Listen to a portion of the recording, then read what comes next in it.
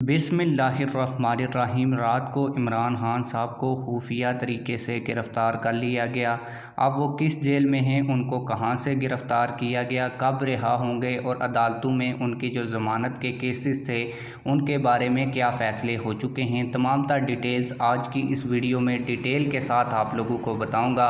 लेकिन वीडियो शुरू करने से पहले आप लोगों से एक छोटी सी रिक्वेस्ट है, अगर आपने अभी तक हमारे चैनल को सब्सक्राइब नहीं किया तो जल्दी से चैनल को सब्सक्राइब कर लें ताकि आने वाली नई वीडियोस आप लोगों को बर वक्त मिलती रहें। आप लोगों को बताता चलूं कि एक रात पहले इमरान खान साहब को अटक से गिरफ़्तार किया गया और उनको अभी भी अटक की जेल में ही रखा गया। उनको अटक की जेल में सेशन कोर्ट में भी पेश किया गया। इसके अलावा इमरान खान साहब की जानिब से अदालतों में ज़मानत के लिए पटिशनें भी दायर की गईं। इस्लामाबाद हाई कोर्ट में इमरान खान साहब जब गिरफ़्तार नहीं हुए थे तो तब भी उन्होंने एक पटिशन दायर की थी, क्योंकि उनको पता लग गया था कि उनके ऊपर FIR दर्ज हो चुकी है और अब वो इस FIR में गिरफ़्तार होंगे। इसलिए उन्होंने इस्लामाबाद हाई कोर्ट से रजू किया था। इस्लामाबाद हाई कोर्ट में वो पटिशन उसी वक्त सुनी गई और जो इस्लामाबाद हाई कोर्ट के चीफ जस्टिस अतर मिनुल्लाह हैं, उन्होंने उसका फ़ैसला सुनाते हुए ये कहा था कि इमरान खान साहब को गिरफ़्तार ना किया जाए।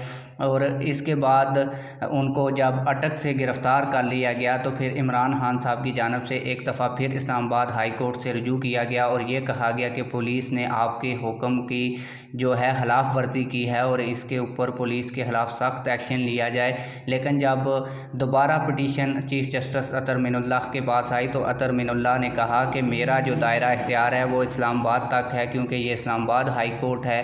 तो अब चूँकि उनको पंजाब पुलिस ने गिरफ़्तार किया है और पंजाब से गिरफ़्तार किया है तो आप ज़मानत के लिए लाहौर हाई कोर्ट से रजू कर सकते हैं, मुझसे रजू नहीं कर सकते। अगर आपको इस्लामाबाद की सरज़मीन से आपको गिरफ़्तार किया जाता तो तब हम कोई फ़ैसला सुना सकते थे।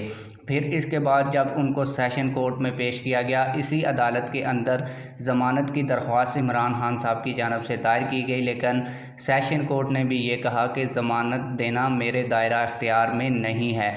और उस अदालत से भी कहा गया कि अगर आपने ज़मानत देनी है तो आपको लाहौर हाई कोर्ट से रजू करना पड़ेगा।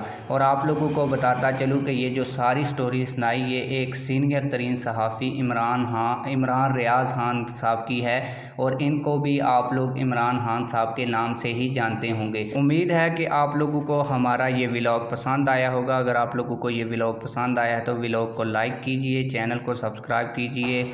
इस बारे में कमेंट सेक्शन में अपनी राय का ज़रूर इजहार कीजिए। मिलते हैं किसी और वीडियो में। अल्लाह हाफिज़।